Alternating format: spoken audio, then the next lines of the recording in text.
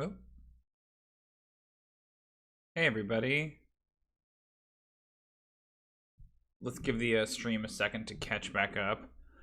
What's going on, everyone? How you doing? It's Tuesday. Hey, Shadowrunner. Shadowrunner says, Adventures in a Port. That's exactly what we're going to do today. Let me know if you can see me and hear me okay. Camera was a little weird when I switched my scenes on OBS, so hopefully it's working. If there's a weird delay, I can leave and come back, but just want to give it a shot. How y'all doing? What's going on? It is Tuesday afternoon. I had kind of a sleepy morning, but that's okay. I've got plenty of time to do my work this afternoon. And today that work is adventure prep. We are talking about Theros. It's funny, I've been doing a lot of like lore dives into Magic the Gathering lately, actually. I used to kind of think that Magic lore was sort of meh. Like I think that it does a good job with flavor when you're playing the game. But every time I would like dig a little deeper, I'd be like, nah, I'm not so interested in this. But I think that like lately, like maybe in the past like 5 years, the sets that they've been making are a lot more thematic and a lot more interesting lore-wise. You know, like kind of Theros, Kaladesh, Zendikar, sort of. Ixalan, definitely, I thought was cool. I mean, of course, there's pirates in it, right? Ikoria, a bunch of those sets. Strixhaven seems cool. All that stuff seems really interesting to me. So like, I feel like they have kind of changed their tune when it comes to lore, and like I would learning some more of the lore now. I mean, Innistrad, Kaldheim, right? A lot of these sets are pretty cool. Even Kamigawa, I think, had some cool stuff in it too. But like before, if you had said, "Hey, we're gonna play a Magic TTRPG," I'd be like, I don't know, I'm not so interested. But now, looking at it, like I've got a game that's largely based on Ravnica, and I've got this. I'm basing a lot of my Ravenloft on Innistrad, so like, yeah, I'm kind of in this Magic kick right now, which is sort of fun because there's a lot there, and there's a lot of interesting ways you can remix it.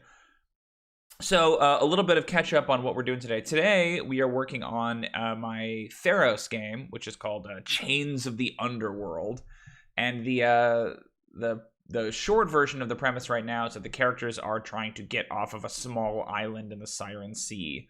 They came here recently of their own volition. That was kind of like last session. We're only this would be session 2, so we're only like one session into the campaign.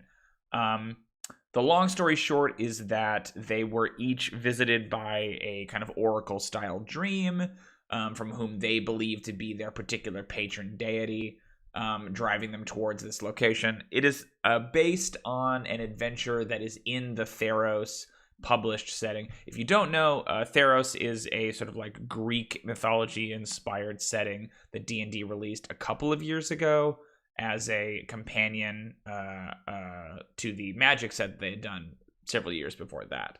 And so, you know, it's got gods and monsters and, you know, city-states and things like that. Very Greek mythology, like I said. Very epic, or Homeric, I think is the term I was looking for. Hellenistic. Anyway, so the characters are all driven together by these dreams. Classic stuff, right?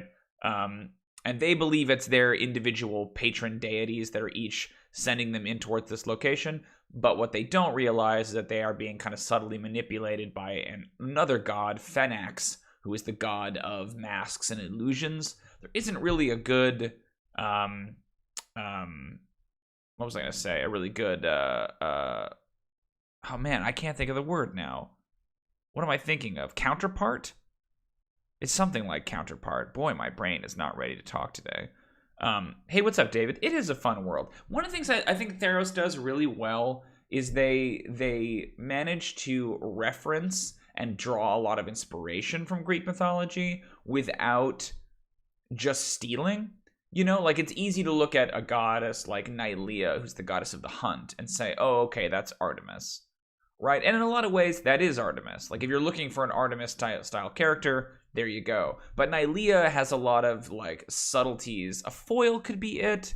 It's more like the version of, it's like oh my god, it starts with an A. I can't get there. Oh boy. It's not amalgam, it's not analogy, but it's like one of those words. Oh, that's the worst feeling. Hey, what's up, Hunter Fox? Anyway, but like they take the gods and they do interesting things with them in terms of like this is clearly Hephaestus or this is clearly Poseidon, but we're going to do something unusual and unique with them to make them feel like their own thing, right? Like if you like Greek mythology, you will appreciate the references, but you can't exactly anticipate what they're going to do. Like I really love the way they use undead in Theros, and that's one of the big themes in my campaign. It's not antagonist either. It's like analog. That's the word I'm looking for. Analog. Fenix doesn't exactly have an analog. Right? Like there isn't exactly an analog in Theros for Fenix. You could make an argument about Hermes, maybe. Sorry, sometimes my brain refuses to give me a word. I can't move on. What was I gonna say? But I think it's a fun world for that reason. If you know Greek mythology, you can get a lot out of it, but it's still there to surprise you. I like what they're doing with the undead, and that's a big theme of my campaign. So let's dive in. So the characters are all being driven here to this small island that I've called Kefalonia, which if anyone has played Assassin's Creed Odyssey, they will recognize that name. It is actually a real location, I believe. In the game, it's purportedly where Ithaca was, hundreds of years ago or whatever. But I just borrowed it because I liked that game, and I liked the idea of starting us on a small island and then having, they go off to Miletus or wherever they're going. So the characters are all meeting on Kefalonia, and while there, they have an encounter with a returned. So the returned are kind of the Therosi version of undead. They're people who have come back from the Underworld, right? From Hades, essentially. And so the plot hinges around a particular character, like that's what I'm saying, David. Like Hermes is close, Dionysus is close too, but like Dionysus is a lot more about like drinking and partying, right? And Hermes has some of the trickster elements, but there's no messenger element of Phoenix. Like they're similar, right? Like, and again, that's what I think is cool, is that there aren't easy like analogs.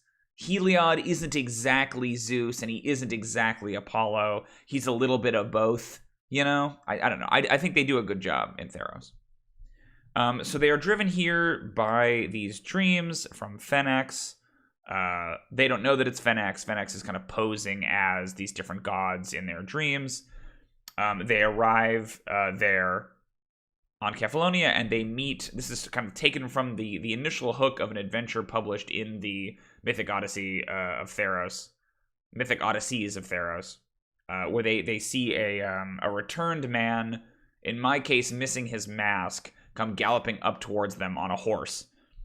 This returned man is an elf, which is unusual in Theros, as there aren't a lot of elves. One of my characters is an elf who was teleported here by a magical accident because didn't want to play a Theros race, but that's fine.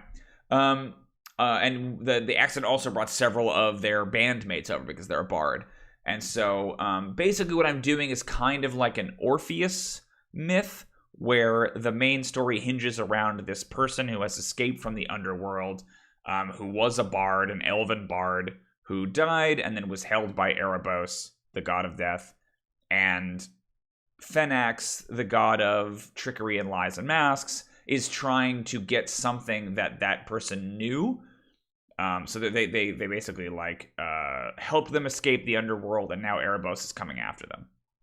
And that's essentially the main plot. None of that is super relevant to what we're going to do today. The characters have recovered the returned. They have fought off Arabos's sort of retrievers, right? They're sort of returned agents that are trying to grab anyone who has escaped the underworld. They fought them off, and now they have his mask. So there's this interesting thing that they talk about, and I've changed this a little bit to how it's done in Theros, but the conceit is that when you cross over the river Tartix, right? Again, fun because it's this nice little mashup of Styx and Tartarus. When you cross over the Tartix, I think in the actual lore, when you swim through the Tartix, it erases your identity. But I have it where when you cross into the underworld, when you cross over the river, you forget who you were, and it erases who you used to be. And so before you cross, you carve who you were into this funeral mask. that you then walk around and wear in Theros. And the idea, or in Theros, in the Underworld. And so the idea is that if you take off someone's mask, they don't remember who they are. They don't know who they are. And if you put that mask on someone else, on another return, then they believe they are the person who made the mask, right? Because the identity is on the mask, and everyone's just kind of like a blank slate.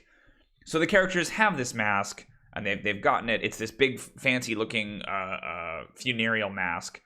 But this one has like a riddle basically carved on the inside of it. And it also has a note they need to go seek a particular sage in the city of Miletus, which is kind of the Theros equivalent of Athens. It's the city of philosophers and mages and learning, and it is a kind of across the sea from where they are now in Kefalonia. So, the point of today's session, the point of today's stream, is that the characters need to get from their island of Kefalonia back to the mainland, where the city of Miletus is. But in order to do that, they have to go, they have to find passage. They have to book a ship, right? And I want to do a little bit of kind of an odyssey, just a little taste of sea travel as they go from this port town called Ainos to Miletus. Ainos is a creation of mine. It might be a name from somewhere. You know, I think it is actually a name in Assassin's Creed Odyssey. I think that's the name of the mountain. The mountain is called Ainos. And so they need to basically go into this little port town and book passage and then sail across the ocean. So what we need to do today is we need to build Ainos. We need to figure out what is this little port town, what's unique about it. Hunter asks, are they like the masks of Agamemnon? That's a great question. I don't think I actually know. I know both of those words, but I don't know what the masks of Agamemnon are. I know Theros uses these funereal masks, and I had to assume they're inspired by some Greek mythology, but I actually don't know what the mask of Agamemnon is. Good question. They very well could be. So we need to develop this port town, and we need to figure out exactly what's there. I would love to have 3 small little plot hooks. Maybe we tie them into the characters. Maybe we don't. It's kind of up to us today, so we figure it out. I should maybe do a little breakdown of who the characters are, and then I want to try to bake in this hero, this returned. His name is Musaeus, because I believe that's one of the names. I believe that's the name of Orpheus in Theros. I forget, but I plucked one of the names. I liked that it was based on Muse, right? Musaeus was a local hero for kind of like the past year in this small town. He recently died, and now his sort of like returned body is coming back to the town in the company of the party. And I would love for them to kind of learn about some of the things that he did when he was here in town, why he was considered a local hero. So, to do, then, we have 3 ship captains to design. Whenever my characters sail anywhere, I always like to give them 3 choices of ship that they can go on, right? And that might determine the nature of the adventure they go on. So give them 3 ship captains they can pick, 3 small plot hooks, and then 3 NPCs that Musaeus once knew that the characters can potentially interact with. Any other world building details are great, and I think we should do them. I want to maybe do a quick summary of like what makes Ainos interesting as a port, what makes it unique, what's its kind of like big fantasy conceit. But these are the 3 things we know about it. We know that it's a port town on the northern shore of Kefalonia, which is a small, kind of unimportant island on the edge of the Siren Sea. It's not quite in the Dakra Isles, which are kind of the like Isles of Odyssey, you know, Circe, Calypso, Sirens type stuff, right? We know that the local hero, the singer Musaeus, recently died. And we also know that the city was once devoted to Crufix, a god now forgotten by the people. So I have taken, I think it's like 14 gods in Theros, and I have pared it down to 12. I've plucked out a couple of gods, not because they don't exist, but because I think that their like worship has been forgotten. You know, kind of like Kronos or something like that, where it's like an older generation of gods. Phenax I removed because no one knows about him yet. In this version of Theros, Phenax's divinity is a secret that only really Phenax is aware of. The gods might know, or some of the gods might know, but the people don't know. Phenax is actively trying not to draw attention, which is interesting because it kind of goes against the main conceit of the gods in Theros, where belief makes gods real. If that's the case, then it's interesting to have like characters like Xenagos, who's kind of one of the villains presented in Theros, who's like a satyr who wants to become a god, and even Fenix, who is a god, who was immortal, who became a god, right? If that's the case, then like, how do those people become gods if you have to be believed in? But whatever. What was I saying? So this island was once devoted to Krufix, who I believe is a god of time. It's kind of like a Kronos figure, like an early progenitor god. There's a big statue of Krufix, kind of Assassin's Creed Odyssey style, up on the mountaintop with 4 arms, but it's old and crumbled and nobody knows anything about it. There are shrines of Krufix dotted around the island, but again, it's been long enough that nobody here really remembers who that god is. Those are the 3 things we know about Ainos. Anything else is fair game. The characters have been there in fiction, but haven't been there at the table, so we can really kind of make up whatever we want.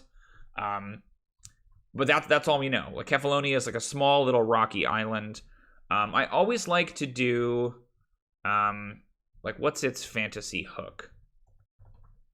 So whenever I design like a location or a town or a city in my campaigns, I like to give it some kind of an over-the-top, overt, fantastical kind of theme or hook, or it could be a monument, it could be a geographical thing, it could be an architectural thing. It's like something that makes the city not just feel like it could exist in the real world, right? Like, it doesn't have to be massive, but it's like something that's like, oh, that's cool and fantastical, and not something that I have experienced or even could experience.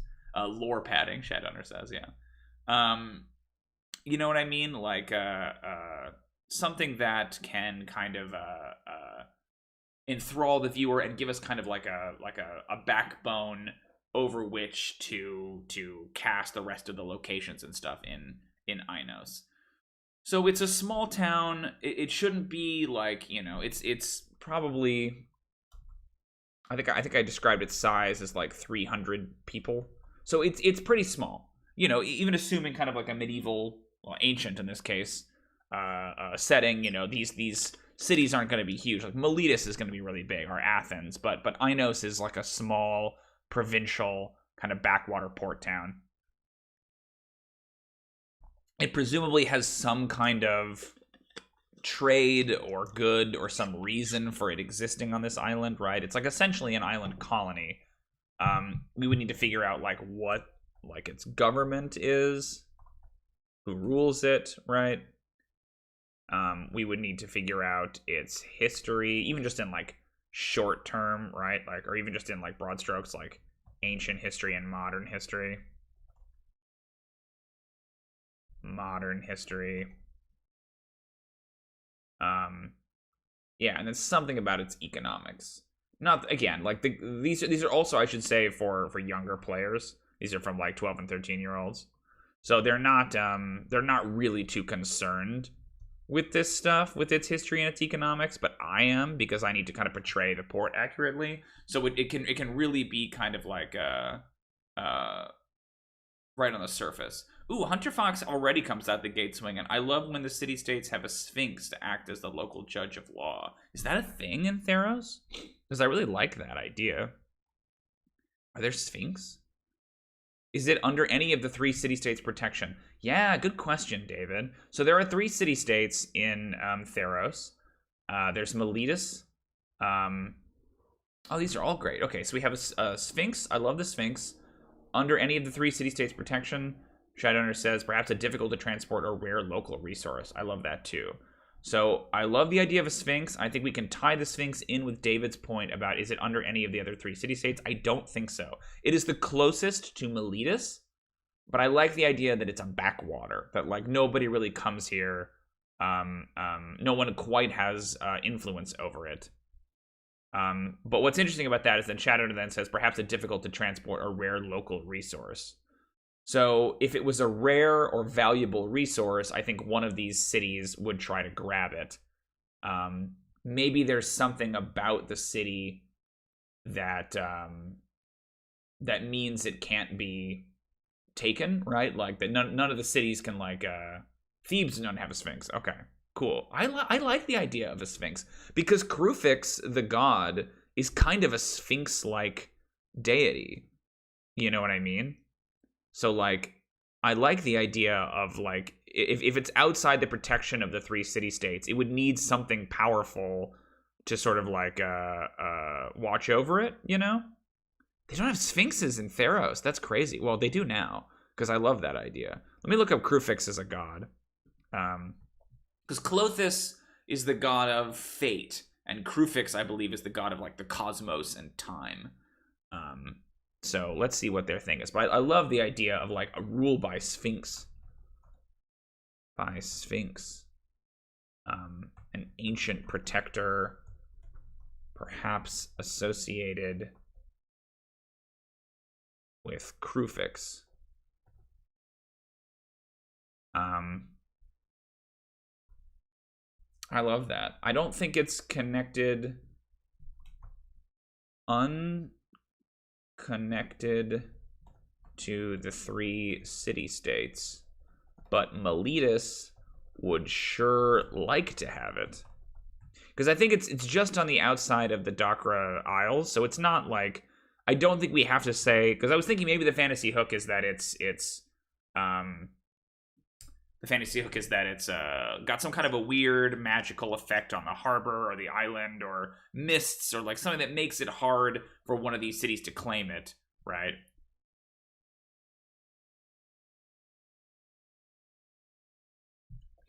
I mean, I should say they don't have sphinxes listed as like unique monsters here. They have like nymphs and leonids and stuff and chimeras. So let me actually see if they have sphinxes in here, because they really should, right?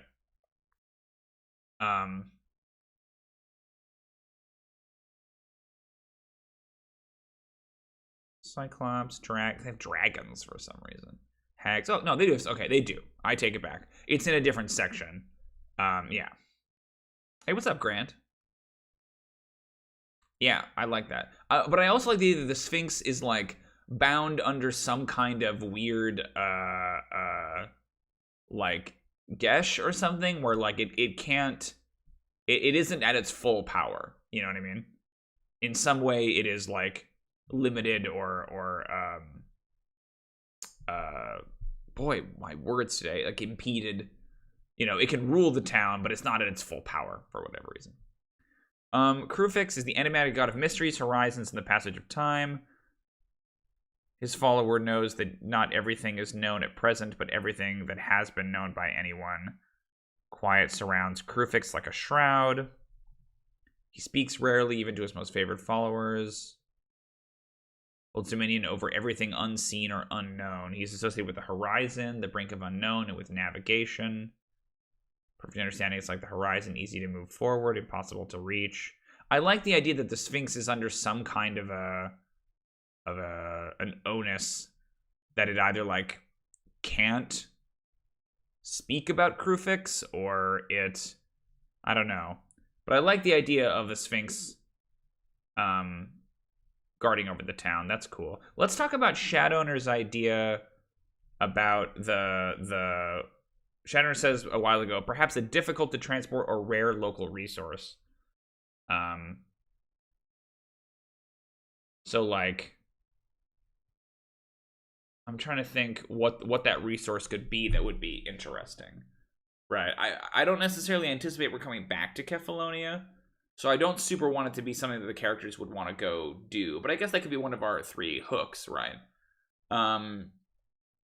But I like the idea of there being something here that Miletus would be interested in, but that the Sphinx or the nature of the town prevents Miletus from getting their hands on, right? It's a small town. It's ruled over by this Sphinx, this ancient being that was in some way connected to Krufix.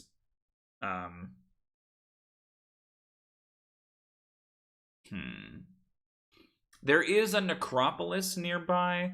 So I've once again changed the way Theros does this. Theros has the necropoli be very distinct, unique, like, okay, hey, Asphodel is this whole region that is kind of like almost a Mordor or Yawgmoth-like wasteland, right? And the dead kind of rule it. Those places still exist, but I'm also having like most communities have a necropolis, which is where they go and like inter their dead. And that at certain times, Arabos, but like those necropoli are kind of still considered territories of the dead, right? So Arabos, in each necropolis, there's a mausoleum set aside for Arabos, for his, that's like his house, the House of Arabos, right? And he can kind of be in a residence at any cemetery at any time, and then he can control the dead there and things like that. So there is a necropolis nearby. They just came from it to retrieve the mask, but I don't necessarily think that's going to be super related to what's going on in the town. I wouldn't mind there being like the fantasy hook could be that it's ruled by a sphinx, right? Ooh, what if there's like, Grant says just take away some of those silly ass time abilities as a means to like nerf the sphinx a little bit. What if there's like is there a weird time loop?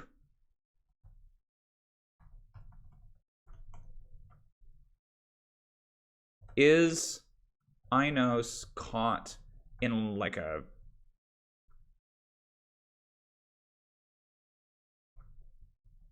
Groundhog's?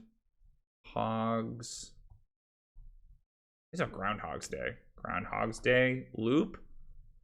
I've done this before where I've had a I used it in a Tomb of Annihilation game. I redid the city of Oralunga to be ironically Sphinx related, but like caught in this perpetual dream of a dreaming Sphinx, right?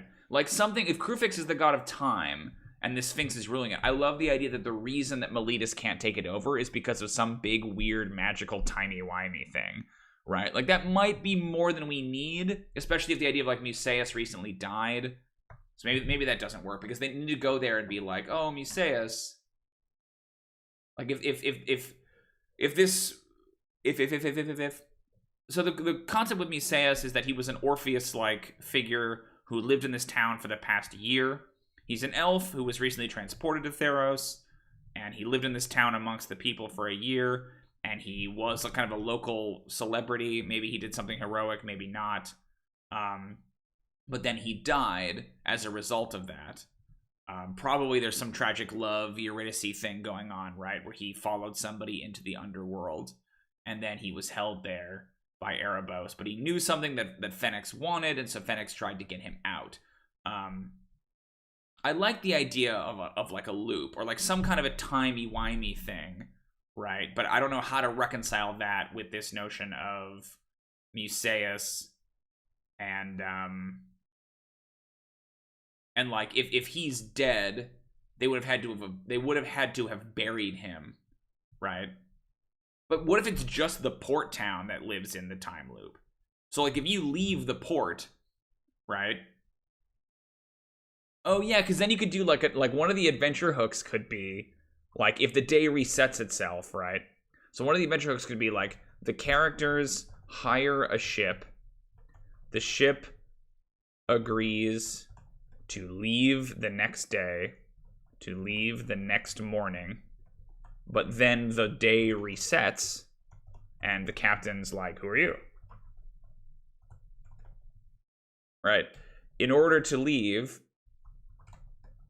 the characters must demand that they leave right now, today.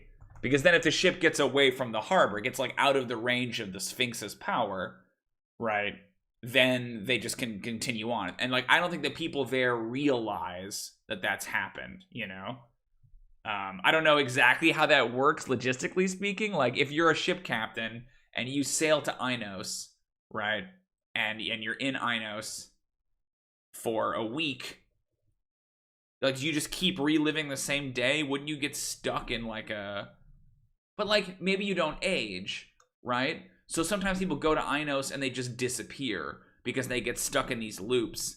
So Meletus is like sent people here to like check it out and be like, hey, could we get a hold of this place and set up a port here? And those people just get caught in the endless loop, right? It's a little weird, but I think it's kind of unique, right? So there has to be some reason that it's doing this, that like the Sphinx is either aware of it or not aware of it. The Sphinx was given some kind of a dictum. The Sphinx was given a dictum. Maybe let's call the Sphinx Inos. Is the Sphinx named Inos?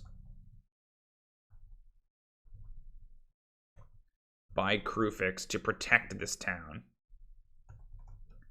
To protect this town. They, like, misinterpreted that. Oh, this may have to make a proper tribute to the Sphinx so they can depart. That's interesting. As keeping it from aging, or, you know, it's the idea that, like, the time loop protects them. You know, they're immortal by constantly resetting the day each day. I mean, maybe you make a point that, like, everyone in Ainos is having their best day. You know? That it's like they're stuck in this loop over and over and over again. So the question is, like, does that apply? Ooh, lead the Sphinx with a new riddle. What's up, M. Grant? Thanks for coming.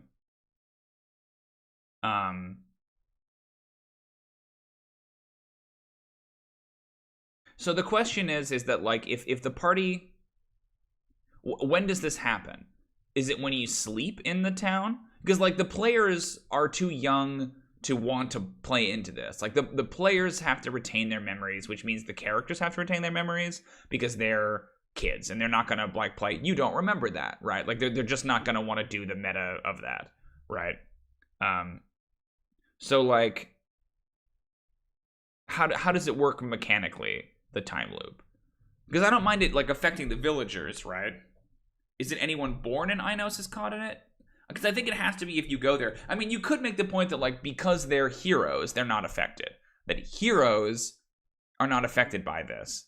Maybe Musaeus was also a hero, and so he wasn't affected by it either, right? Yeah, that's my thinking, David. Like, the townsfolk don't realize they it's like 51st dates or whatever, right? Like, they live their day, and then they go to sleep, and they wake up the next day, and they just relive the day again, and it's exactly the same, right? But maybe if you're a hero, then you just, like, you retain your memories, but nobody else does, and they need a ship, right? So they have two options. They could either, like, convince the captain to just, like, run them there. Ooh, a god intervenes? Oh yeah, David. There you go. Okay, so when the characters sprung the returned out of the necropolis with the mask, they were aided by Fenex. Fenex took the form of a horse to help them in that sequence, and they know that this horse is kind of, like, magical in some way, right? They don't know that it's a god, they don't know that it's Fenex, they don't understand that context, but, like, I like the idea of it being, like, the horse's influence protects them, right? Because I think they're going to take this horse with them. They saw it, like, smite some people and do some godlike things, so they're kind of like, this isn't a regular horse. And I like the idea of Fenex kind of following them.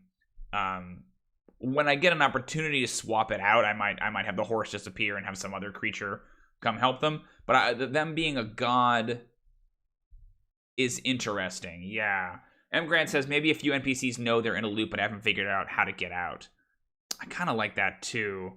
Because I like the idea that Musaeus was not in the loop either, right? That, like, he was a hero or whatever, and so he wasn't affected by the time loop.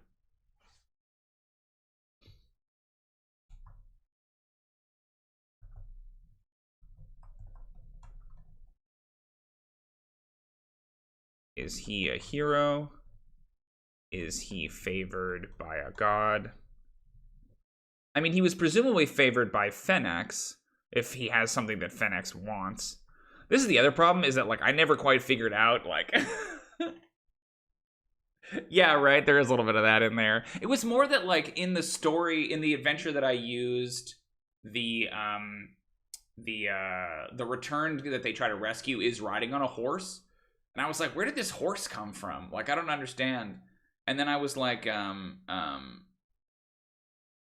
what if the horse is the god, right? That's a very Greco thing to do.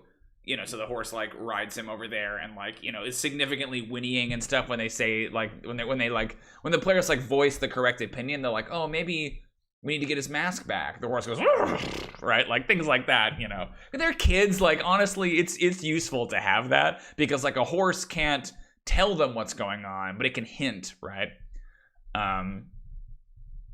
So he wasn't affected. But there's something really interesting about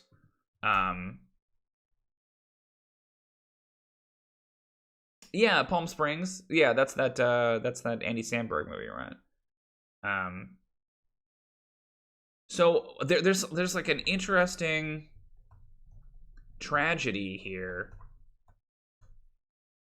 Musaeus is in love with, you know, Eurydice, who lives in Ainos. He tries to tell her that she's, you know, reliving her day, the same day over and over again. It's literally 50 First Dates, right? Like he falls in love with a woman who lives here, and then she just resets, and he doesn't. And he's trying to like, no, we should go over here. He has to like re-meet her every single time, right? Literally the plot of 50 First Dates. But like everyone else in the town is also Drew Barrymore, right? The entire town is Drew Barrymore. Is this too complicated? I just needed them to book a ship. I don't know, got like a time loop. But I think it's cool. I think it presents an interesting little problem for them, right? Kind of their first like weird little hiccup. The city was once devoted to Grufix, a god now forgotten by the people. I love the idea that it's their best day. That like the Sphinx has kind of engineered it so that way they are all having the best day they possibly can, right? And so they're just in kind of perpetual happiness. Everything is working out. Everyone is happy. You know what I mean? I think that's cool. Okay, so you guys are talking about this idea of like, you know, how do they leave? How do they get out? I think they have two options. They can either hire the ship and go that day and just sail away from the town, right? But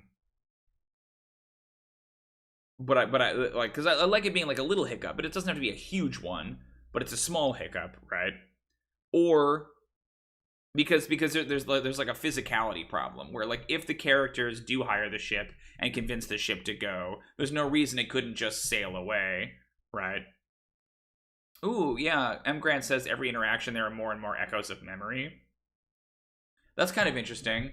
So like if something different happened, because they'd be so used to the same circle over and over again, right? That if you do something different, there's a chance it kind of like it throws them off. That's cool. I like that. David says, does it have to be timed right, like right at the reset? You mean like departing? Because like the physical person says, Blair, you hate time loops? Oh no. Well, I appreciate you helping us talk this through. Maybe it's too much, right? Like maybe the reason I think it's okay is that I do think it's relatively easy for them to escape. I actually don't know what Arc is. Is that a game? Oh yeah, I think I know that one you're talking about. Maybe I'm wrong. Maybe I'm thinking of something else. You guys are nerding out over there. But the reason I think it's okay is that this is just like a stop on the way of where they're going. It's not the plot. Like they actually don't have to solve this. If they want to, they can, right? They can go like and yeah, my wife actually oh no. My wife ran a game. You guys are talking about time loops. My wife ran a game that was centered on a time loop that was actually really fascinating. The conceit was that like it was a Netflix movie. Okay, I've not seen it. The conceit is that it was like a city that was destroyed by like a kaiju, by the Tarrasque, thousands of years ago, and like the characters were sailing over a desert on an airship, and the Tarrasque like downed the airship, and they crashed in the ruins of this city. And so they're in this city, and they're running around, and they discover a time travel device, like an amphora, that if you drink from it, sends you back in time. Then you go back to before the Tarask attacked, and like when the city was still alive and vibrant, and you have to figure out like what course of action was taken to free the Tarask, right, and then stop it, so that way the Tarask was never summoned, so it never destroyed your ship, right, and that's how you escape the desert. It was fascinating. It was like really, really interestingly done. We only had like 10 sessions, I think, and the campaign fell apart. But I always thought it was a really cool premise, and I would love to see her run that again someday. So my point is that like you don't have to stay there, right? If you can convince the ship captain to just sail you away from the town, then you could just sail away from the town and you're okay. And what I love about that too is that like the sailors of the ship, you know, have not, maybe one of them has been there longer, one of them has not been, you know, like we can determine how long have they been here, because then when they sail back to like Miletus, it's like the captain like goes to visit like, you know, their spouse or whatever, and their spouse is an old person, and it's like, oh my god, I've been on, you know, Kefalonia for 60 years or whatever, right? Like I think that's cool. Yeah, I don't think we're gonna do 15. I think it's gonna be like 2. You know, I think the options are either the characters can hire the ship and get out of there as fast as possible, or I think they can go talk to the Sphinx and offer the Sphinx a new riddle, or do something like interact with the Sphinx in some way, right? So once plot hook is to stop the Sphinx's time loop, possibly by offering another riddle. So like I like the idea that that like Crewfix posted the Sphinx here as a guardian and told the Sphinx to solve the riddle of happiness. Right.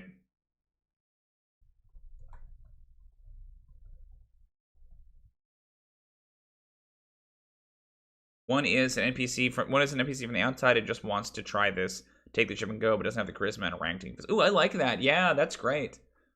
Or they don't have the money. Like someone is trapped in the town, but they can't afford a ship, and so they want to come with the party. I like that a lot. They can meet a new character. That's cool, M. Grant. I love that.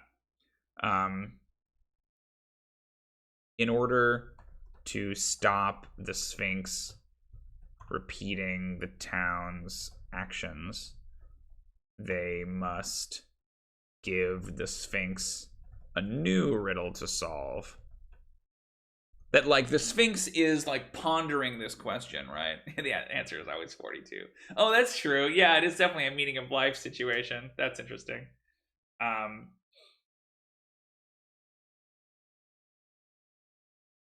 Yeah, I like that. Okay, so then I think Adventure Hook 2 in some way has to tie into Musaeus, right?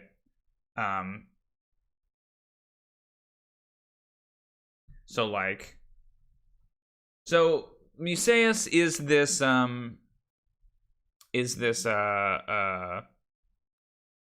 he was an elven bard who was transported here through a magical teleportation accident, the same one that transported one of the characters, and also an elven bard.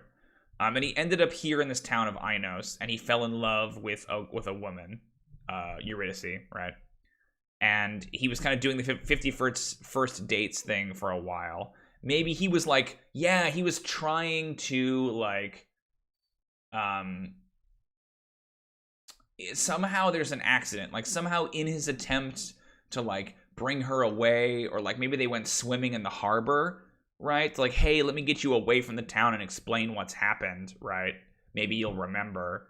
And then she like drowned, or she was attacked, or like, you know, something happened. She died as a result of him trying to like, as a result of him trying to break the curse on her. She died, right? Trying to free her from the time loop. Of him trying to free her from the time loop. She died, and he survived. In grief, he voluntarily went into the underworld, possibly through the necropolis, and there learned something. Yeah, I think she got outside the whirlpool, the bubble. Yeah. I think it's something exactly like that, M. Grant. Right? That, like, I like it being a result of his actions. Like, not intentionally. He didn't, like, murder her, but he's like, hey, let's go out on the sea, and then there's a storm or something, and she dies, right, as a result of it. Ooh, Charybdis type? I think she has to be in the underworld, though, right? Because that's the whole conceit of Orpheus and Eurydice. And there he learned something of value to Phoenix. Okay. So this is pretty elaborate. But I think that's cool. So then he's also got to be some kind of a local hero, right? Like he has to be recognizable. So what kinds of things did this, like, bard do in the town? But if it's the same day over and over again, they wouldn't remember him. So he can't really be a local hero. He can remember stuff.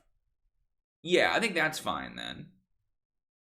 He can remember stuff, but no one in the town will remember him because they're just reliving the same day, and he has come to that day afterwards. Okay, so that we don't need. He's not a local hero then. He just went in. Yeah, that's fine. He doesn't have to have been buried there. He just voluntarily went into the necropolis. Sorry, guys. This is the weird D&D plotting stuff, right? Okay, so let's talk about these ship captains. Let's do something more fun. Ship captains. Captain A. Captain A, Captain B, and Captain C. So one of these captains, we'll say it's Captain A, has been trapped here the longest, 60 years or so. Has been trapped here the, like, middle amount. Has been trapped here a short time. Like, just to make them different.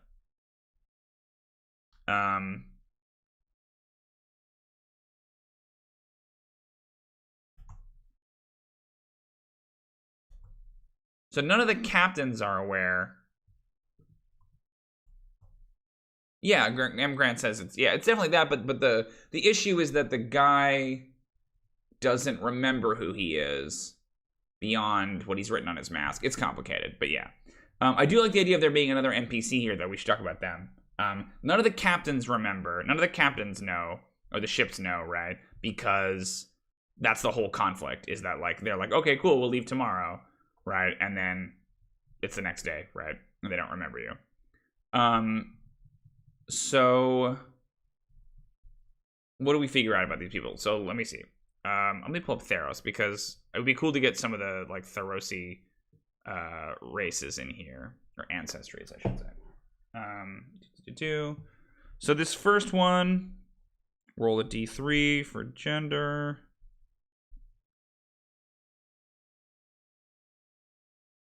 Loading up my dice roller. Ooh, the town would drive a divination wizard mad? That's cool. I like the Ava wizard. Okay, so this is a woman. Captain A is a female. And let's say that, like, most of the people here are human, but there's, like, a 1 in 3 chance that you are one of the other species. Okay. 2. So it's a female human. Captain B. So we'll roll 2d3. Is a male human.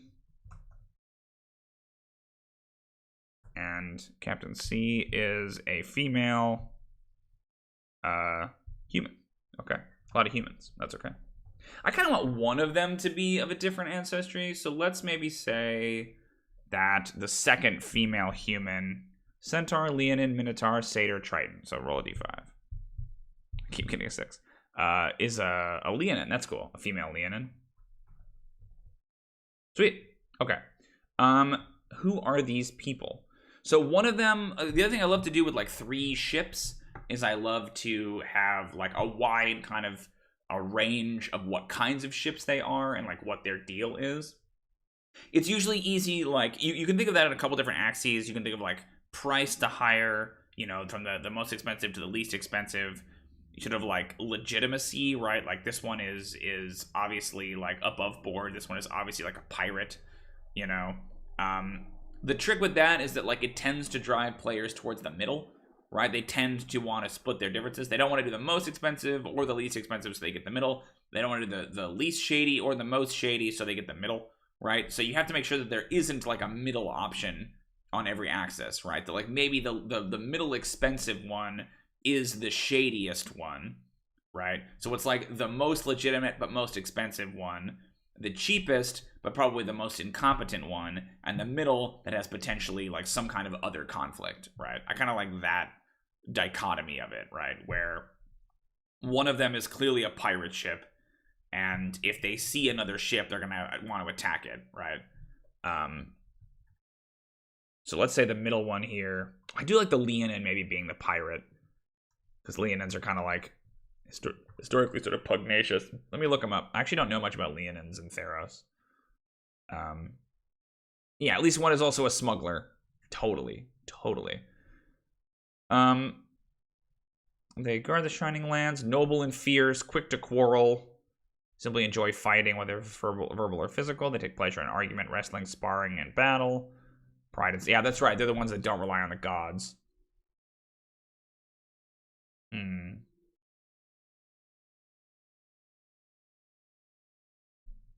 Yeah.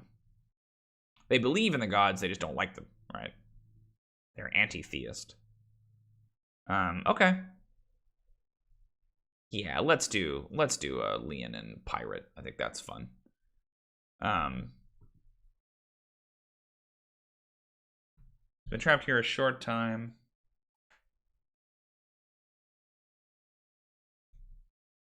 Pirate vessel costs the middle amount, but is the least legitimate, roughest crew, most likely to cause trouble on the water. The male human has been trapped here for the middle amount. It is the cheapest.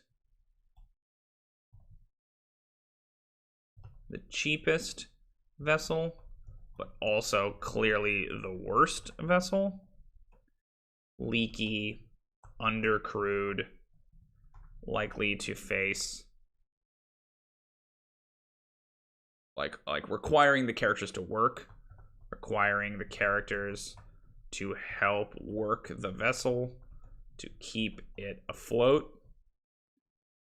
The most expensive, the most expensive vessel, but also the most legitimate vessel, but also the most expensive, the least likely to have trouble aboard or on the sea. We still need a little bit more on those, right? Like, because this is just like they're gonna pick the this one because it's, you know, I guess it's the most expensive, but it feels like, I don't know. I'm worried that that's like just too tempting and they're just gonna do that.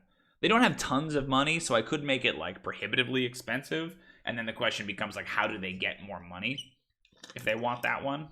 I kind of like that, maybe. The issue is that I would like to do something at sea. And if they pick that one, it kind of feels like that's sort of them buying their way out of sea trouble. Which, you know what? Maybe that's okay.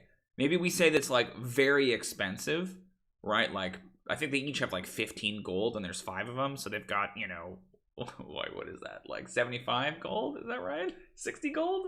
75, I think. So they've got like 75 gold. Is that accurate? What is 15 times 5? 15 times 4 is 60, right? Why can I not do basic math?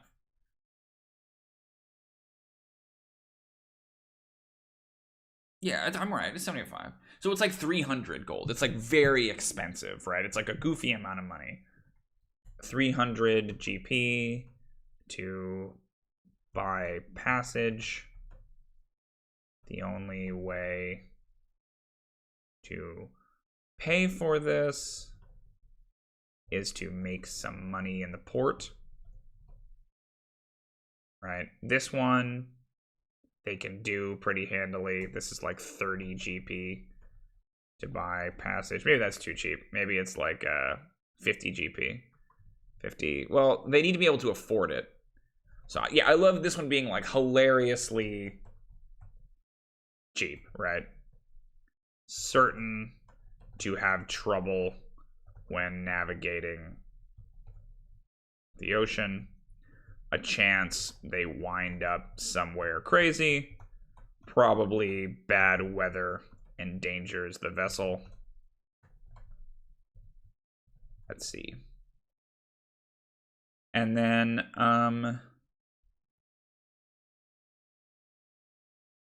ooh, that's cool.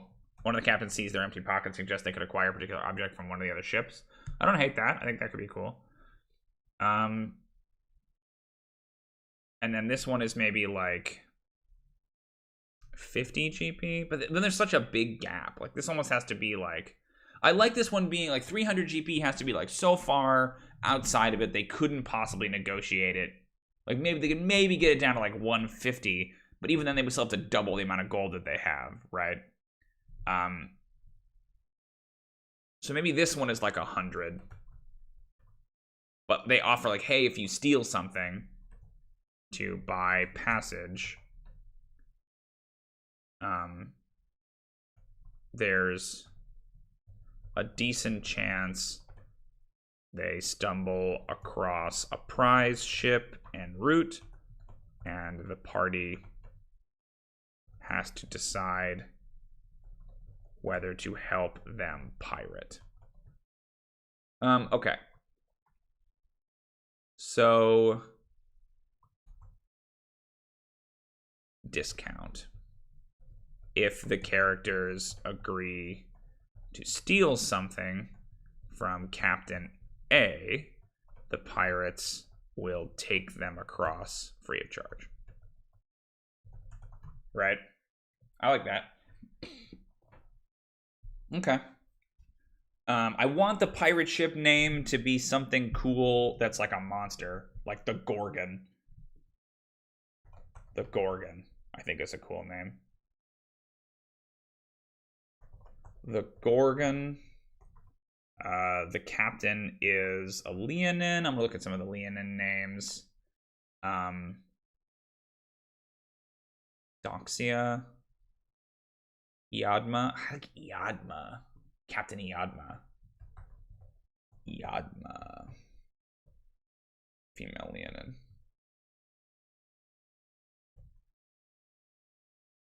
Cool. Ooh, the Illithid is cool. The Gorgon.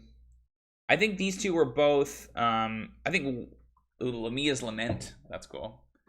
I think these two are both like person names. What's the one in Odyssey? I think it's the Andrestia. What does that mean? The Andrestia.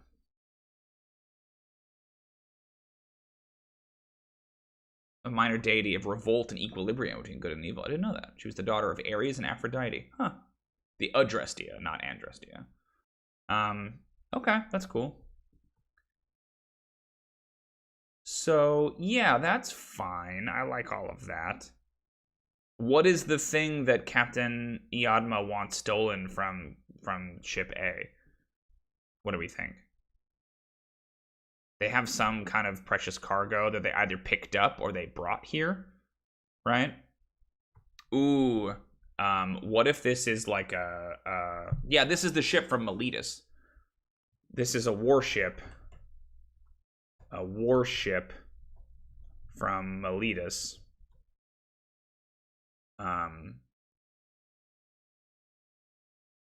They've come to take I don't want to say take control. They've come to scout Inos as a potential port for their city-state. A keen eye might notice their uniforms are a little outdated. Their cargo, though. See, I was thinking that Shadowrunner, but I think instead, the warship has like 6 casks of Greek fire. So one of my characters is a Minotaur fighter, and he like loves explosives. Like the player loves explosives and is constantly trying to get their hands on explosives.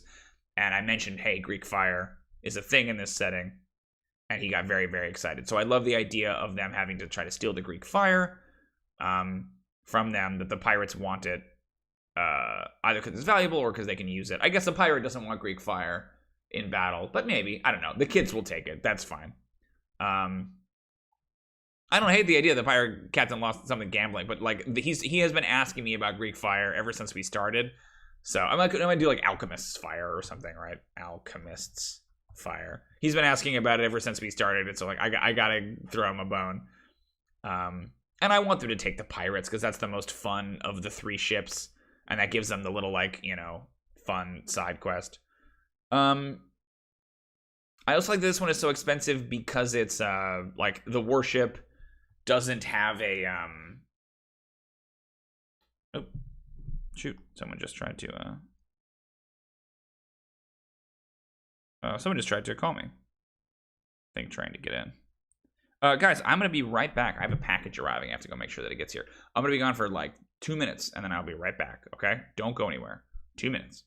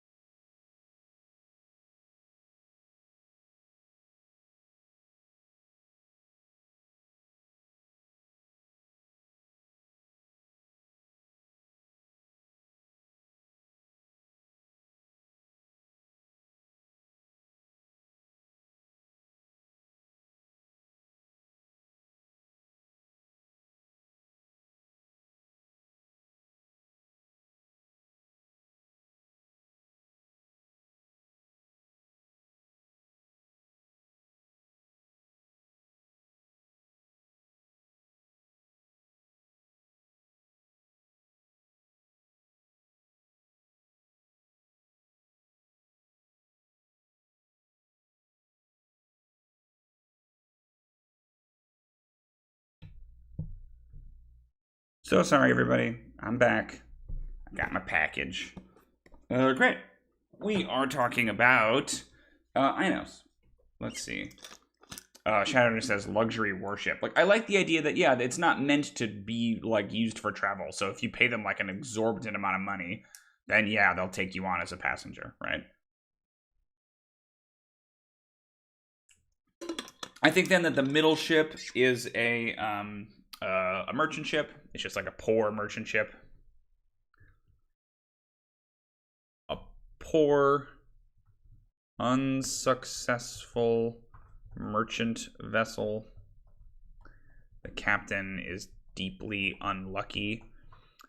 Like, maybe has some name like, you know, Stephen C. Cursed or what, you know what I mean? Like, Like Thassa cursed.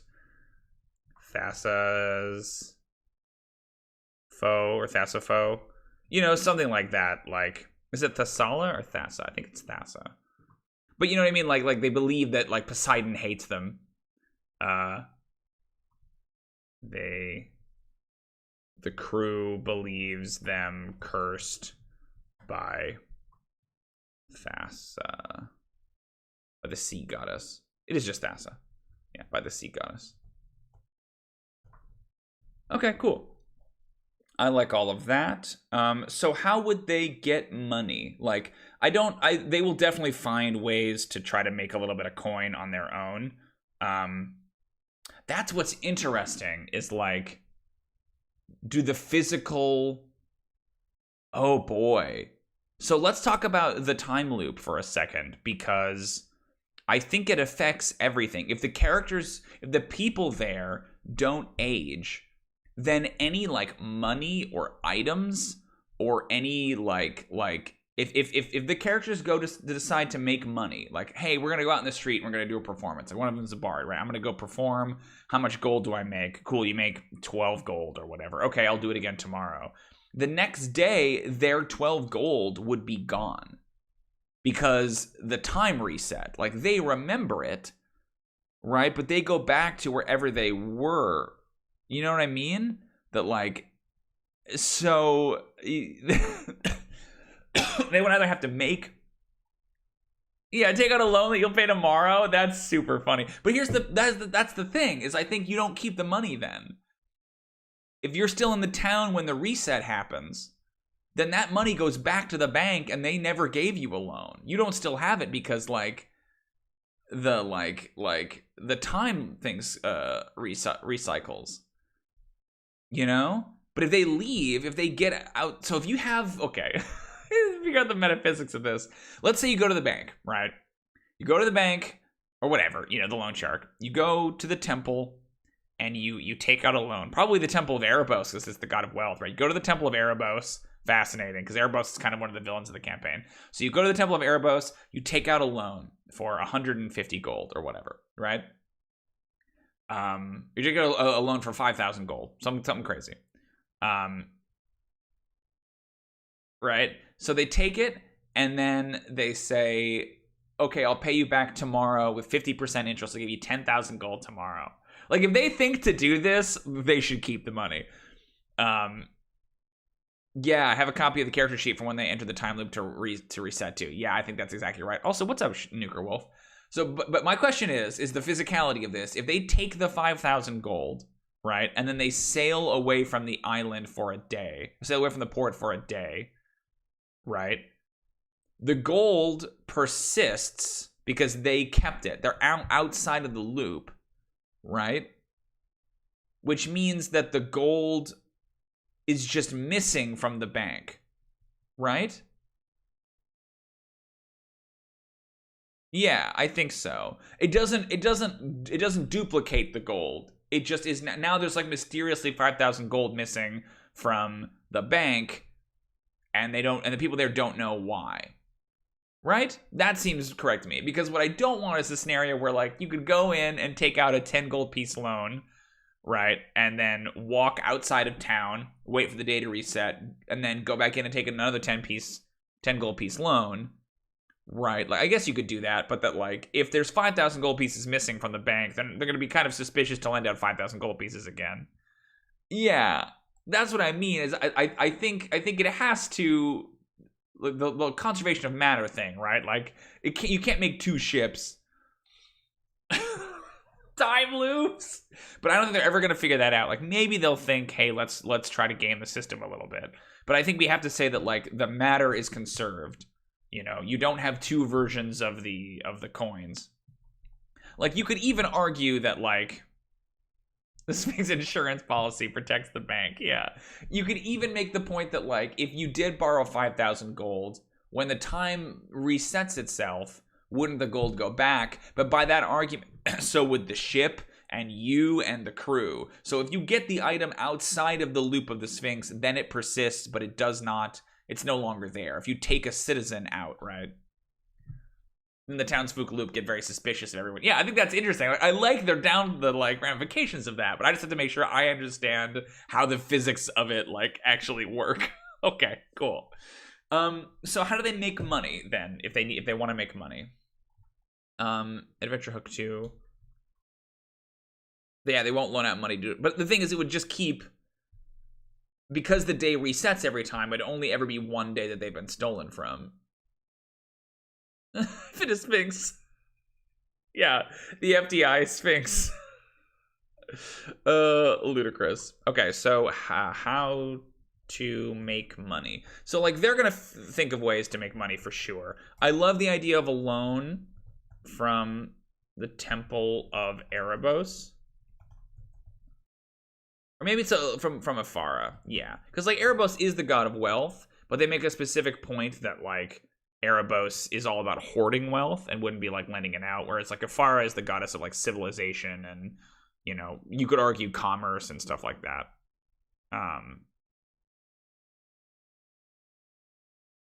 Okay.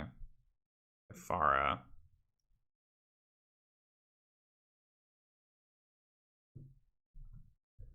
Commerce.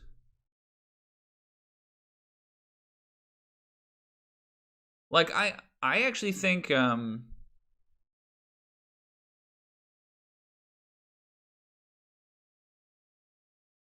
were robbed last night and can't do any loans. Yeah, that works. I think that works, Nuker Wolf. You could frame it that way. The characters can take out a loan from the Temple of Afara. They do this, they can essentially run away with the money.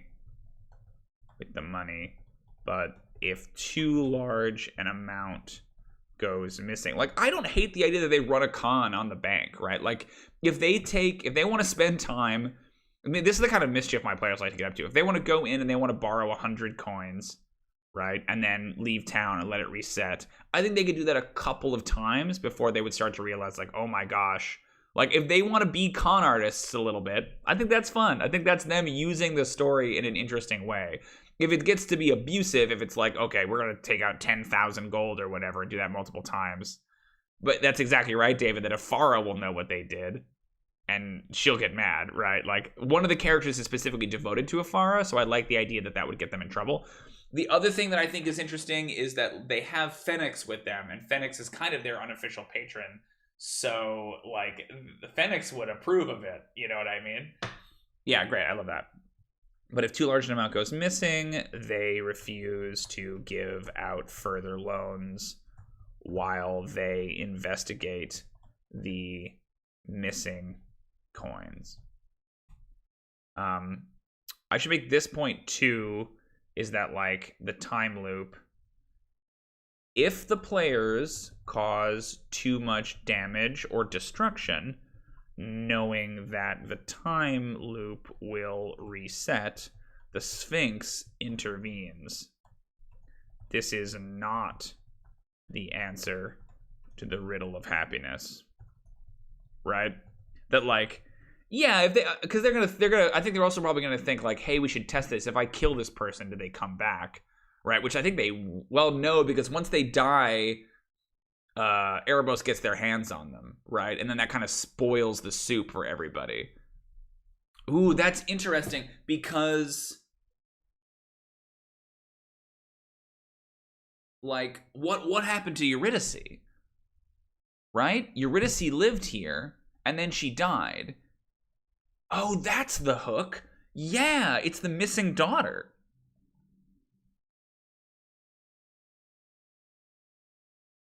Oh, if it was me, loan money, buy expensive things, so the rest of the money is still in the bank.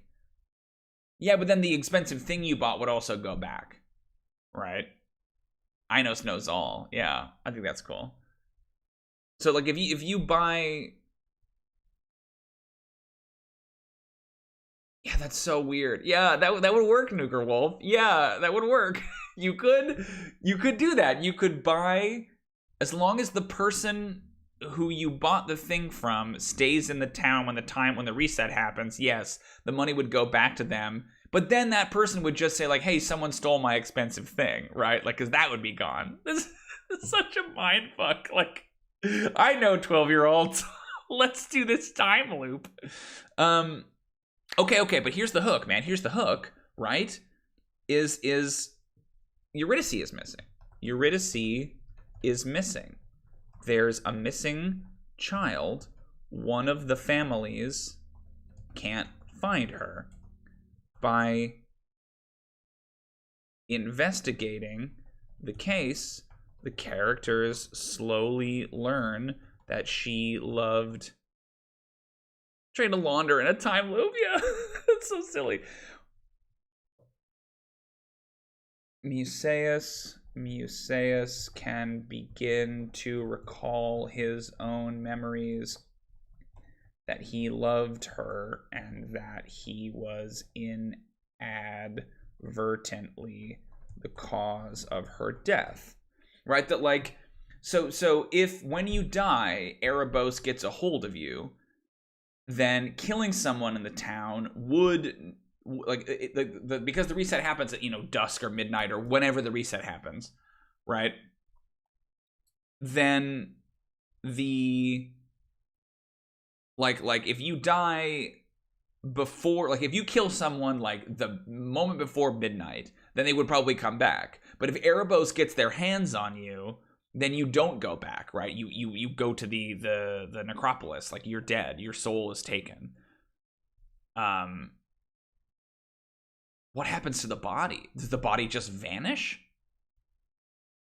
So her soul, yeah, because,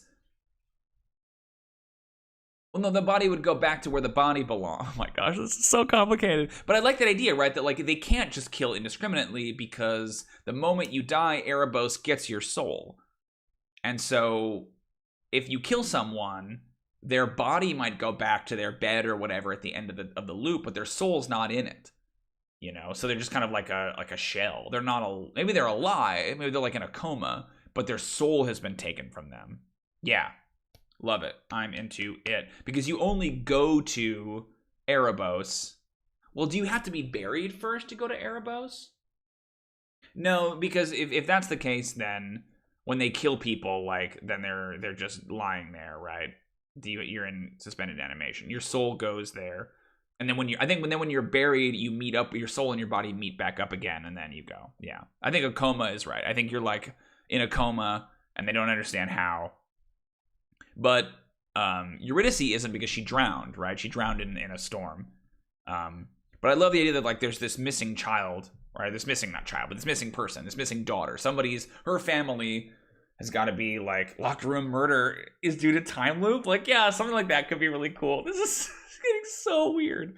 Okay, but we're talking about other ways to make money. So, like, obviously, they can come up with their own ideas. Like, definitely they can gamble and they can do all the normal stuff. I would love there to be, like, one kind of plot line. Like, if they decide they need to make money to do this, what plot can I throw at them to let them make a little bit of money, right, on the side? What's something small I can do that, like, is potentially repeatable also? That, like, because they might end up in a scenario, like, where they go there and they want to hire the ship. And they're like, okay, it costs 100 gold. Well, we only have 75 pulled together, so let's go make 25 gold. In order to do that, here's a little job we can do, right? And then if they do it, and then the day repeats before the ship leaves, the money goes back, they have to do it again, right? So it shouldn't be anything too complicated, but I would love it for be like a little, like half an hour to an hour, maybe, of time, a little job or a combat or a thing, right? Like, I mean, it could be, like, this is a little bit of a... No, because the timing on that wouldn't work. I was going to say maybe there's a reward for Eurydice's, like, whereabouts, but they would only just discover it, right? Like, because she had died, she's just inexplicably missing. And what I like about that is that maybe that's, like, spoiled the thing, right? Maybe that's spoiled the happy day.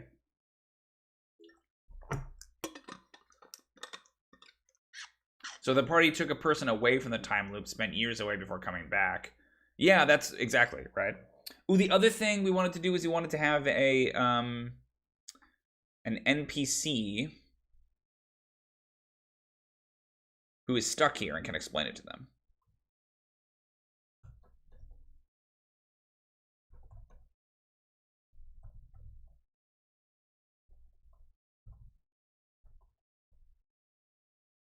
Someone said a divination wizard is an interesting idea, but I kind of don't want it to be like an adventurer. Like I kind of like the idea that they are in some way like they are in some way like a normal person, or they have some connection to a god, you know, like a priest or something like that. Yeah, I like the idea of a priest. What's a good god for that? So the party has a couple of different patrons. Shouldn't be Ifara, because Ifara's got the temple and that and everything. Like, obviously, like a priest of Krufix makes the most sense, but Krufix isn't really worshipped as a god anymore. Could be Heliod, but Heliod's kind of boring. So, Athreos, Ifara, Arabos, Heliod, Eroas. Yeah, exactly. The crazy old man in town isn't actually crazy. Eroas, Karametra, Karanos, Clothis, Krufix, Mogus, Nylea, Farika. Maybe it's Thassa. Maybe it's the ocean goddess, because they go out to sea, right? Yeah, let's do Thassa. Like a priest. Is a priest or priestess?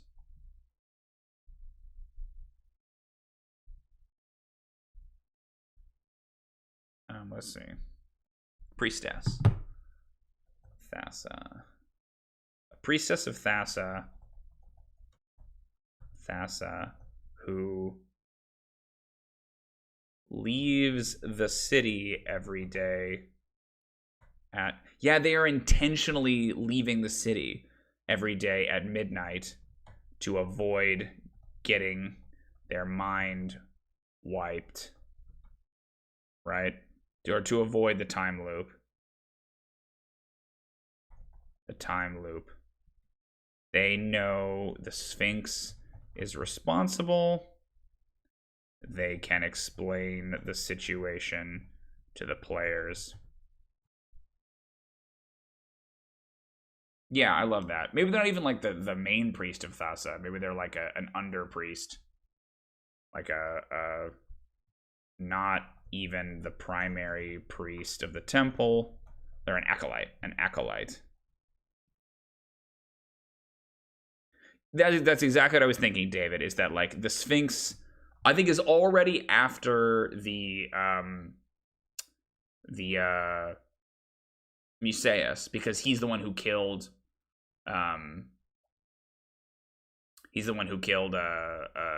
killed, but is responsible for the death of Eurydice. This is so complex.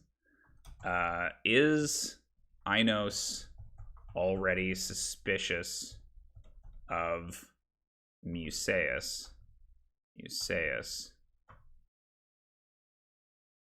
He's responsible for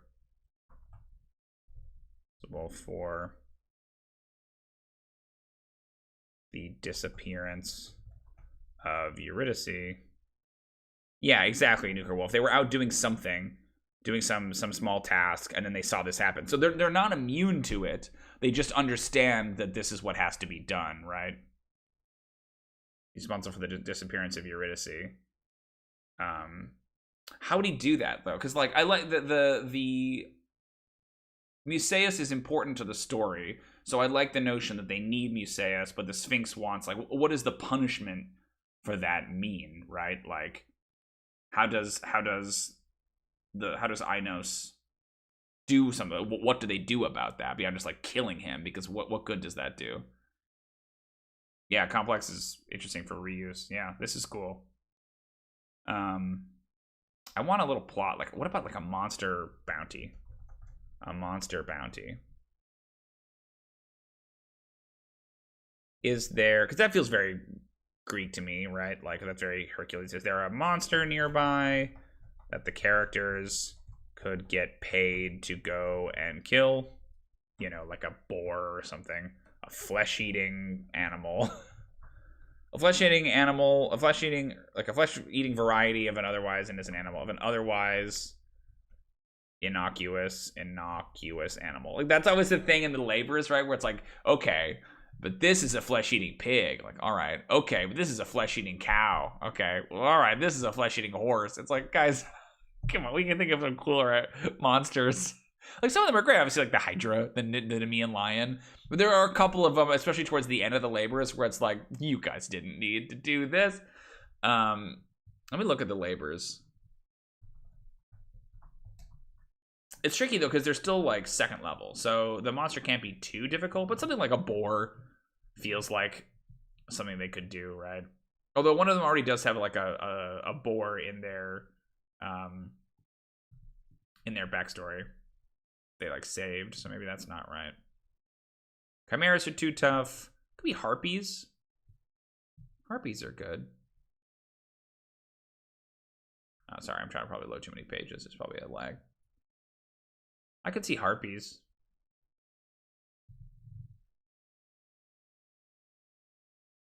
Corpse-eating creatures, endlessly seek the next meal. That's the living and the dead. Giving the bodies riches and flesh. Yeah, like a harpy nest. A harpy nest, possibly. I'm trying to figure out how that would work, because the harpy nest would be outside the city. Maybe it's on like an island or a rock away from the city. But it's, you know, it was like a problem for incoming ships. Like, one of the ships coming in was attacked, and they reported it, or they know it's a problem, and so they go. The party rows out there, defeats the harpies, and then comes back and gets paid. Yeah, that's fine. So it's just like a little random throwaway quest. Like, hey, I can find a sea rock. I can put some harpies on it, some shipwrecks. Like, if they just want to go or do a quick, simple little combat, that's a way to do it too. And then there's all the normal things, right? Like, if they want to gamble, if they want to pickpocket, like if they want to do all of that stuff, they can do that too. Let me see who is stuck here and can explain the time loop to them. That's a priestess of Thassa. Yeah, she maybe asks to come with.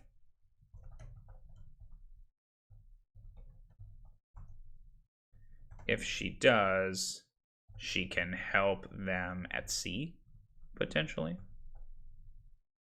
So I think we're close, y'all. There's a lot of like work I'll have to do to go in and plug all of this in. I want to do just a couple of like locations, or like when you first come into the port, like, you know, what's interesting about it. Like, this is all cool, but this is all kind of story stuff.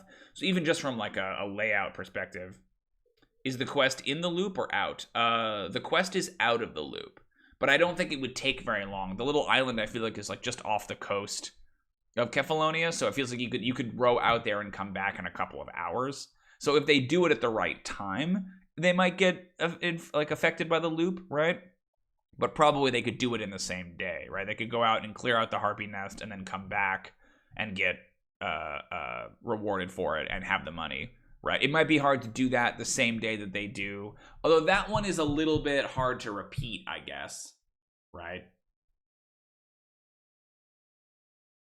Yeah, maybe making it out of the loop is good.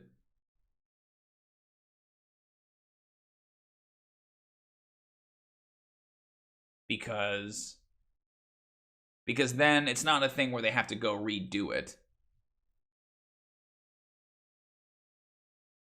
If it's like it takes you until midnight to get out there, it's like a 6-hour, you know, journey or whatever, then by the time you come back, right? But once they do it, they can get the proof in return. Yeah, I'm just the time loop. I'm just trying to like think it through in my brain. So I guess it really depends on what time they go, right? Like 12 hours is too long for it to take. But if it's 6 hours and the reset is at midnight, like if they go right away in the morning, the problem is that they. Oh yeah, because they did it. So if the harpy nest is outside of the city, like let's say that they go and they do it, right? And then they come back and they give the proof and they get the money, and then the day resets. they can still go back, get more proof, and come back again and get the money again, right? That probably only has about 3 days worth of shelf life on it, but they could do it because the harpies are outside the loop. Yeah, so that's fine. That's fine. Okay. I just like a harpy encounter is the kind of thing where like that maybe is a little much. If it's like, hey, go clear out these stables, sure, that's a skill check, and the joke is like, haha, I have to do it again, right? They wouldn't keep the proof because they're anything like the gold and stuff. Oh, but it came from outside. Yeah, you're right, Shadowrunner. They'd keep the proof. It came from outside. Yep. My brain was not. It's all scrambled right now. I can't even think. So let's think about like what are 3 interesting locations in Ainos, right? So there's the harbor, sure, basic stuff, right? There's the temples. There's got to be like the Sphinx Hall or whatever, you know. So there's definitely a temple of Thassa, the ocean. There's definitely a temple of Ephara.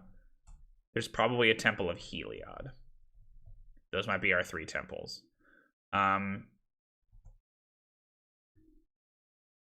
Is the Sphinx like a statue of a Sphinx? And they say that it's the Guardian? I kind of like that like they believe the Sphinx to be a Guardian, and then if it actually shows up, it's like, oh shit, that's a real thing, right? Like, so it's not a hall, it's a statue. Sphinx statue. The people of Ainos believe the Sphinx is a guardian in an abstract sense. But instead, the Sphinx, the spirit of the Sphinx,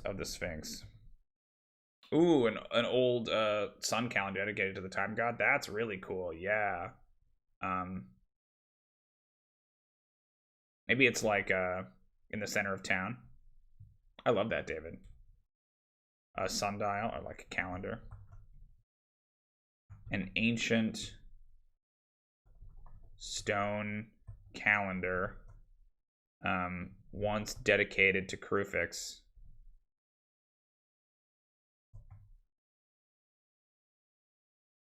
But now ruined and sort of forgotten.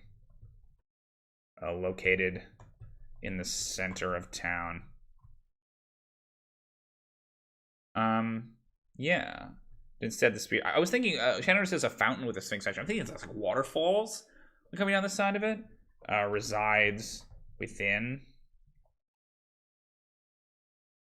Waterfalls pouring down either side. This is a deep cut northern Minnesota reference, but when I was a kid, we used to go to a small town called Pelican Rapids in northern Minnesota, which had a giant statue of a pelican.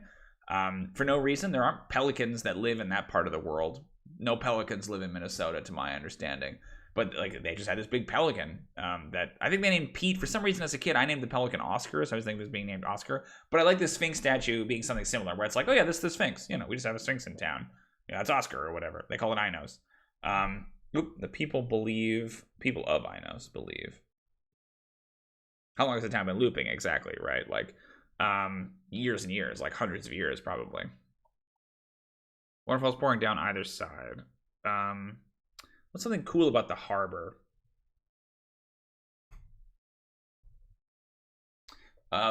Miletus has that, like, Carthage style, like, sea gate thing. I'm trying to figure out if there's like I don't want another statue, but if there's like something interesting about the way the harbor is set up. I mean, it could just be that like the waterfalls come down and there's like a river through. Yeah, the waterfalls descend past the Sphinx statue and empty into the round harbor. Yeah, I think that's fine. Okay, guys, I think that's pretty good for Ainos. Way more complex than I thought, but I think it's gonna be fun. Like, I like the idea of like, I think there's something cool about if they want to like dig in, they can, but they can pretty easily with like maybe one go around get in, hire the captain, and go. Right? Like they might decide like, oh, this is interesting. Let's pick at it. Oh, okay. Last thing I want to do, I want to say like, what does the Sphinx do? Like, how does it try to punish him? Like, does the Sphinx, like, attack? That doesn't really make sense to me. Does the Sphinx appear to Musaeus and demand something? Demand he recant? Like, I like the idea of the Sphinx coming after them if they cause too much chaos. But, like, if Musaeus is responsible for the kind of crack in the perfect facade, right? The crack in everyone's having their perfect day, then why wouldn't he go after him when he comes back? Like, he's returned, so he doesn't remember. But I feel like the Sphinx wouldn't just, like, let this guy come and go if he's responsible for damaging the weave. Ooh, uses a dream at night? I like that. But, like what's the goal? Like, what does the Sphinx want? Because you can't bring her back.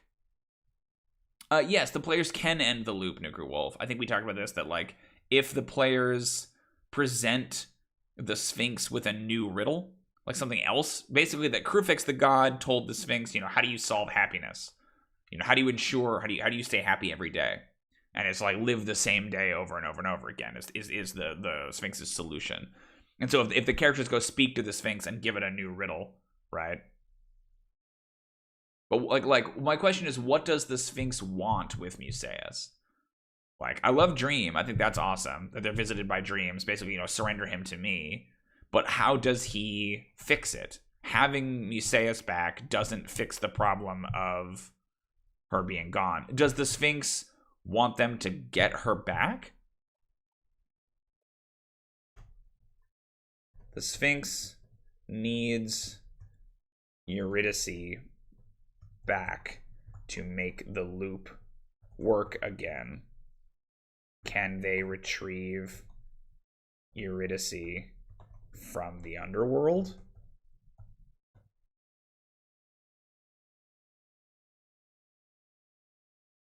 Like, most likely from here, most likely the players will attempt to convince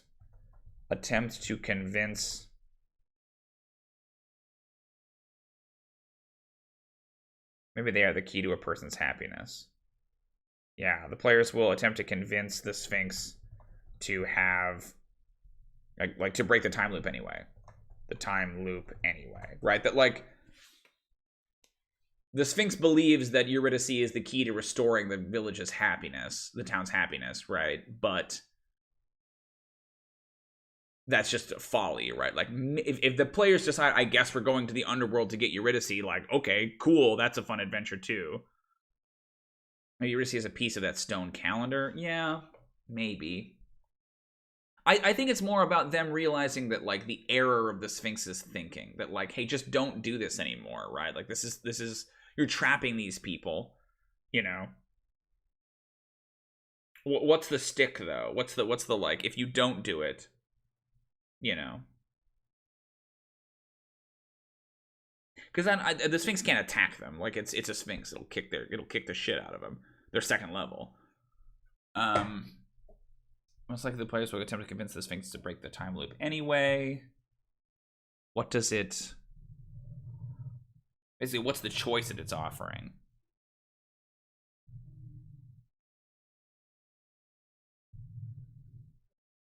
I mean, it could just demand Musaeus, but because he's a returned, he can't, like, fold back into the time loop. You know what I mean? He's dead. Or he's undead.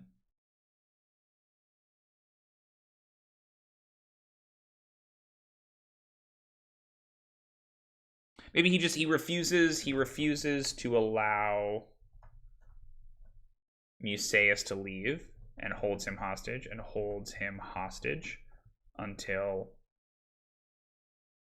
Eurydice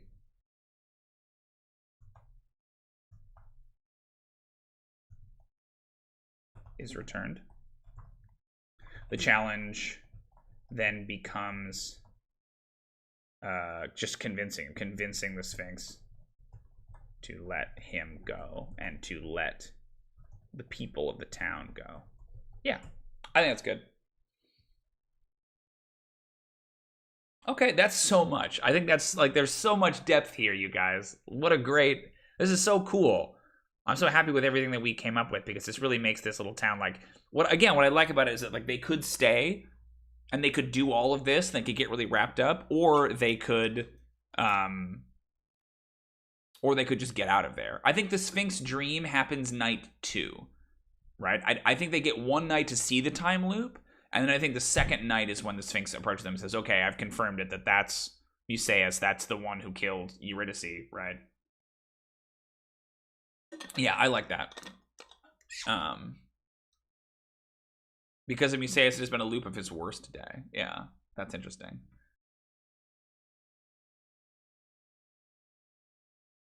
Okay. Yeah. That's right. Yeah, Shadowner. That, like, he keeps Musaeus. He keeps Musaeus and makes him relive his worst day, constantly recalling Eurydice's death. Yeah. I like that. Like, he's bound to the town and cannot leave, and therefore falls under the effect of the time loop. Yeah, I love that. That's right, Shadowrunner. Yep, that's kind of the punishment. Then you'll stay here and you'll think about what you've done over and over again, right? And the characters might not care. The characters might just take his mask and that's that. But like, yeah. Okay. Great. Well, everybody, I think that's our stream. Thank you so much for coming and helping me figure out the Port of Inos. I have a lot of work to do to get this ready and playable, but now I feel like we could get multiple sessions out of this location, which was more than I was anticipating. Awesome. Thank you so much for coming, everybody. We will be back, I think we won't be back until, oh no. I'm just realizing that we're not going to stream until like next week. Oh, shoot. Because Thursday is Thanksgiving, so I have plans. Unfortunately, it's American Thanksgiving, so I have plans. Saturday, I have a very secret special plan that I will be tweeting about, but I can't necessarily say. But if you know, you know. And then Sunday, I have this game. So we probably won't be back until next Tuesday. Oh, no, that's a bummer. Shoot. Okay. That bums me out. But, you know, it's a Thanksgiving weekend, so it'll be next week when we're back. And we'll be doing more adventure prep. Probably it'll be more Ravenloft, although who knows at that point. Maybe Mansionscape. I'm really not sure. But if you enjoyed this stream, please consider subscribing to the channel. Yeah, fun time, Loop. Yeah, and then resolve it for later on the road. Absolutely. Please consider subscribing to the channel. Like the video if you haven't already. Really appreciate that. I want to give a special shout out to everybody who came and helped me out today. We had a lot of people in the chat. We had Shadowner. Thanks, Shadowner. I'm trying to think, what is Shadowner's big contribution? Was it? Looking back through, I know I mean, that last one was huge, right? Yeah, the Shadowner suggested like acquiring a particular object from one of the other ships was great. I love that.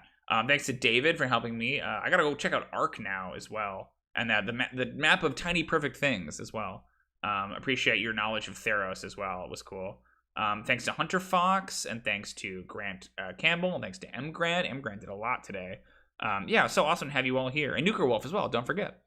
Of course, thanks for coming, everybody. If you like this content, please consider following me on Twitter. I am at ProDM Timothy. I tweet a lot. I try to tweet a lot. I'm trying to tweet a little more, actually. You can also find our Patreon and our Discord. Links are down below. You can go to my website as well, and you can sign up to hire me to run a game for you. I could even run a Theros game if you'd like, although I am a little busy at the moment, so you might have to be on the waiting list. Yeah, unfortunately, we will be back next Tuesday, a week from now, for another Adventure Prep stream. Until then, I very much appreciate you watching, and of course, as always, happy adventuring. Thanks, everybody.